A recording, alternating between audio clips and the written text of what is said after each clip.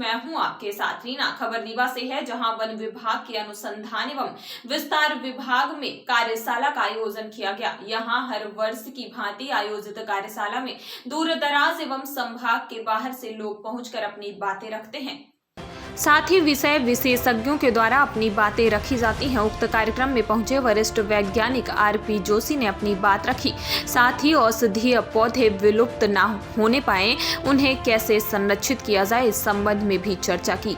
आइए आपको दिखाते हैं आयोजित कार्यक्रम और सुनाते हैं वरिष्ठ वैज्ञानिक आरपी जोशी के साथ विभाग के अधिकारियों ने क्या कहा है।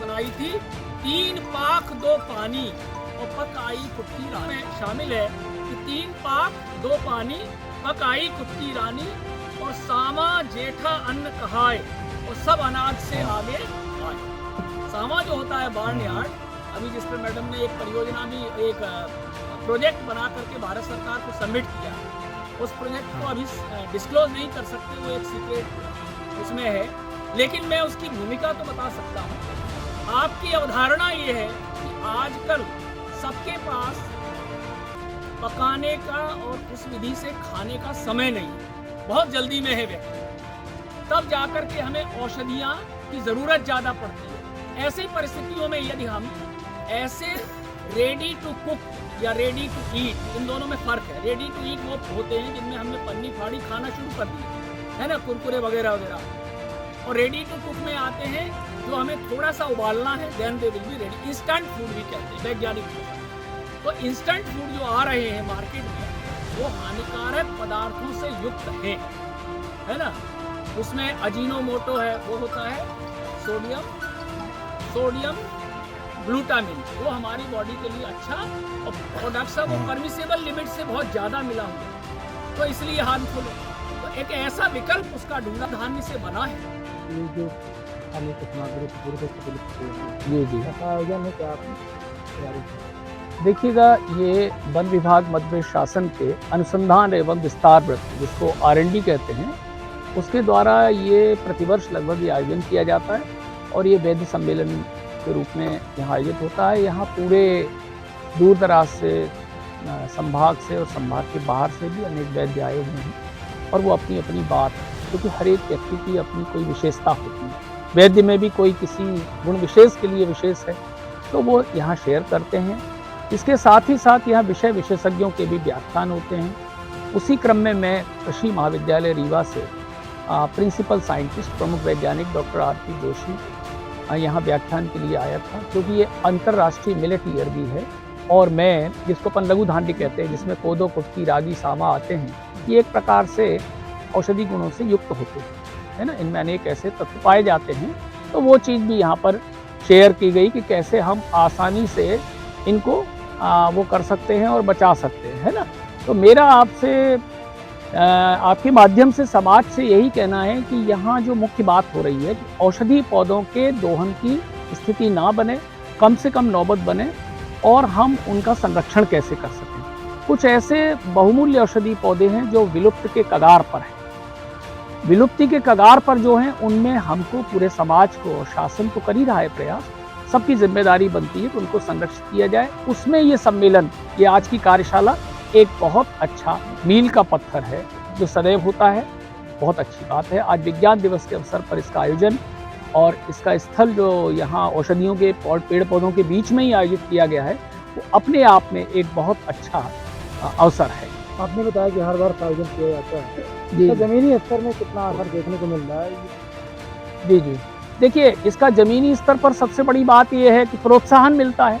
ये ऐसे जगहों से वैद्य को खोज के लाते हैं जिन्हें हम सब नहीं जानते, तो वो मिलता है, एक प्रोत्साहन मिलता है कि किस प्रकार से हम जो है उनको और कोई मदद कर सकते हैं, तकनीकी ज्ञान की मदद कर सकते हैं, या किसी प्रकार की उनको कोई वित्तीय मदद है, वो उसकी ज़रूरत है। किसी के पास बहुत अच्छा ज्ञान है तो उसको एक लिंक में ला करके और पूरे स्तर पर उसका अपन वो कर सकते हैं कि प्रोपेगेट कर सकते हैं, उसे और ज़्यादा विस्तारित कर सकते हैं। ये इसका फ़ायदा होता है और मिल रहा है, ज़मीनी स्तर पर इसका लाभ बहुत अधिक मिल रहा है। फास्ट फूड खा रहे हैं आज के लोग, पुराने जो भी व्यंजन से पूरी तरह से। देखिएगा, अभी इस पर एक व्याख्यान हमारे साथ जो एक कोदो मिलेट की भारत सरकार की परियोजना है, 3 वर्ष के लिए स्वीकृत है, उसकी प्रिंसिपल इन्वेस्टिगेटर श्रीमती मधुलता कुमारी मैडम ने अभी अपने व्याख्यान में बताया कि ये जो फास्ट फूड है, इसके स्थान पर हम अपने विकल्प का उपयोग कर सकते हैं। हमारे ज्वार बाजरा, इनको सुपर फूड कहा जाता है। कोदो, कुटकी, रागी, सावा, काकून, चीना और बसारा, इनके भी फास्ट फूड बहुत अच्छे बनते हैं। वो रेडी टू कुक में भी आते हैं और रेडी टू ईट में भी आते हैं, माने सीधा ऐसे उनके पदार्थ बनाए जा सकते हैं जिन्हें हम सीधा खा सकते हैं, या बहुत कम समय में जरा सा उबाल कर या गर्म करके भी इन्हें खाने की अवस्था में ला सकते हैं। हानिकारक कौन सा कितना कंपेयर देखा जाए तो पुरानी जो? देखिएगा, अब हम बाजारी उत्पादों के विषय में इतना ही आपसे संकेत कर सकते हैं कि कुछ उत्पाद ऐसे होते हैं जिनका अगर हमारे युवा भी नहीं, बच्चे जो आरंभिक से खा रहे हैं, उन पर, उनके सेहत पर उसका प्रतिकूल प्रभाव पड़ता है। इसलिए हमें चाहिए कि हम अच्छे तेल में पके हुए और अच्छे अनाजों से तैयार किए गए इंस्टेंट फूड या ये जो रेडी टू ईट या रेडी टू कुक फूड है, इन्हीं का सेवन करें। मैं doctor R P Joshi, principal scientist, college of agriculture, Rewa, प्रभारी मिलेट परियोजना। इस आयोजन के 2-3 उद्देश्य हैं। पहला उद्देश्य तो ये है कि जो हमारे परंपरागत जो है ट्रेडिशनल हीलर्स हैं, वैद्य हैं, जो अपने सदियों से, पूर्वजों से अर्जित ज्ञान का उपयोग करते आ रहे हैं इलाज के लिए, उस समय के साथ जो है कम होता जा रहा है, कई जगह लुप्त होता जा रहा है। तो उन चीज़ों को एक सहेजने की बात आती है कि हम उस ज्ञान को जो है बचा पाएँ, उसको समझ पाएँ कि कहाँ पर क्या हो रहा है। दूसरा, जो वन औषधि उपयोग होती है उनके इलाज में, उस औषधि को वो कहाँ से पाते हैं, वो औषधि के आज के क्षेत्र में जंगलों पे क्या स्थितियाँ हैं, कम हो गई या लुप्त हो गई या बच गई, वो हम लोग जानना चाहते हैं, क्योंकि उसके जानने के बाद ही हम लोग समझ पाएंगे कि वन औषधियों की अब जंगल में क्या पोजीशन बची है या हम कहाँ पर उसमें काम कर सकते हैं। और तीसरा, इस तरह का जो सम्मेलन है उसमें जो हमारा परंपरागत ज्ञान है और जो वैज्ञानिक ज्ञान है, उनका आपस में मिलन होता है।